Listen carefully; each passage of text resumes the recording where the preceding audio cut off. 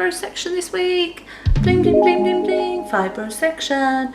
And this week it's going to be on stretches. So just before you watch this, I want to put out a disclaimer. I'm not a personal trainer.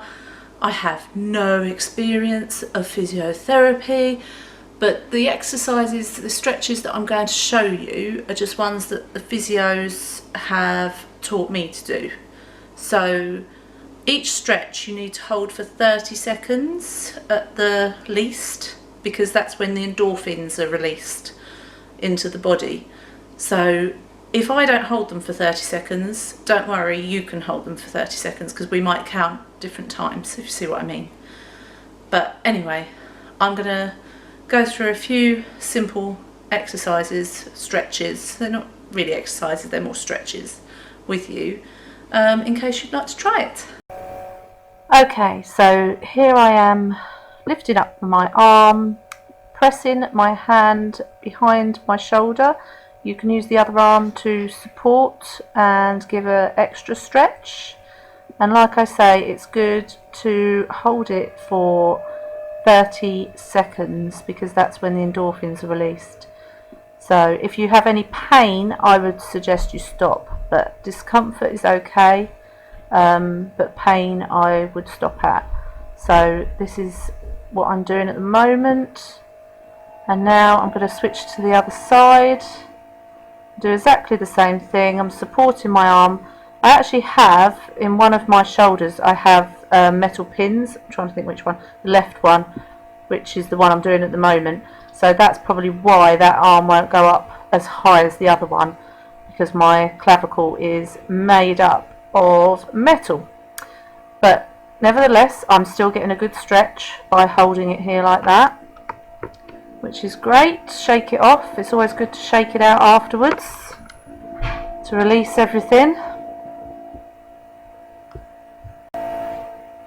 Right, so now we're stretching out the front of our arms. So you're rounding your back and clasping your hands. I'm trying to do it from different angles so you can see what I'm doing.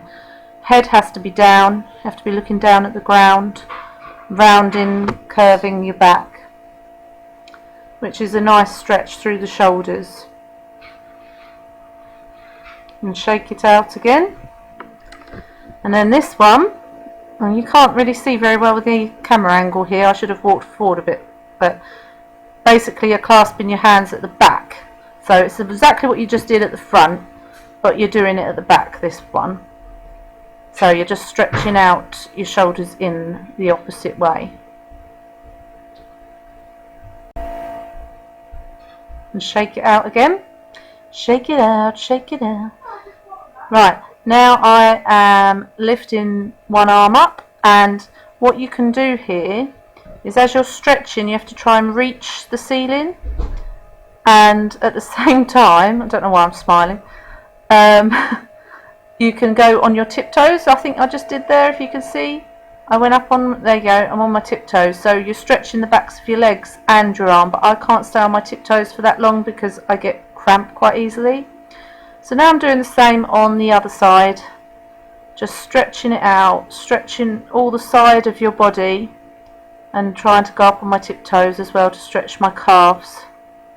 And there we go, now I'm supporting that arm too with the hand because it can get quite tired after a while. So there's no harm in supporting it at all. Shake it out, shake it out. Okay, so this particular stretch in yoga is called the downward dog. I don't know if anyone's done yoga and they know that. So yeah, you're literally holding onto the back of a chair and then you walk backwards until you feel that stretch in your shoulders and in the backs of your legs, and holding that for 30 seconds and then shake it out again. Right, okay, so now I'm lifting up my leg. Oh, I think I was asking Holly if you could see the right angle here, but there we go. So yeah, lifting up the leg and holding on to the ankle or the foot or any part. If you can't do that, You can always get like a towel or something and hold under your foot and hold the ends of the towel together in one hand and bring it up as far as you can, and then again holding it for 30 seconds and then swapping over. I'm going to swap the chair over to the other side so you can see what I'm doing. So again, hold that foot up. I am quite flexible, which you may notice.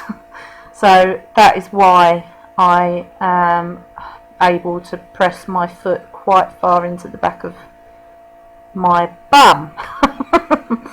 So yeah, that's done for another 30 seconds. Right, now I'm getting on the floor and we're doing the stretch. So stretch and reach to your toes or your calves or wherever you can manage. As I say, I am quite flexible, which is why I can grab hold of my toes with fairly straight legs and pull back, and that's held for 30 seconds. I didn't hold it as long as that, but you can hold it for 30 seconds. I was just conscious of the video really at the time, didn't want to bore you with holding every stretch for 30 seconds. So now I'm getting into what's called a child pose. So it's basically kneeling on the floor, but stretch your knees out to the sides and then just lean forwards. And actually this one is so nice. It's good in your hip flexors, it's good for your legs, your back, your neck, your arms, your shoulders, everything.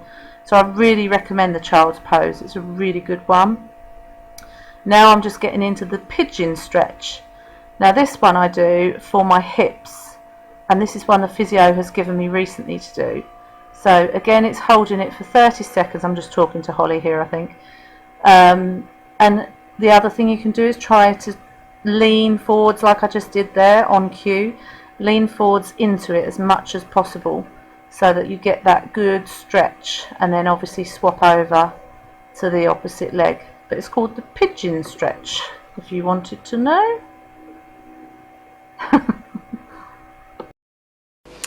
And that is where I'm leaving the fibro section this week. I hope these stretches are going to be of benefit to you. I hope you can feel that you'll be able to have a go at some of them. And some of them you can do while sitting down, like the shoulder ones going back and the stretching forwards and stretching back. You can do that while you're sitting. And also the leg one, if you're sitting with your legs up, and you can lean forwards like that to stretch out the backs of your legs. So if you're having a bad flare up, they're good ones to just keep moving. So give them a go. Like I say, hold each one for 30 seconds. I stretch every day, every single morning, but it's up to you when you want to stretch. Some people might stretch more, some people might stretch like 3 or 4 times a day, which is probably when you should be doing it. That's what the pain management team say anyway. But realistically, I do it once a day. So unless obviously I'm feeling stiff in joints and things. But let me know in the comments below what you think of these stretches. Let me know if you're going to have a go, and give it a big thumbs up. And I'll see you all on Saturday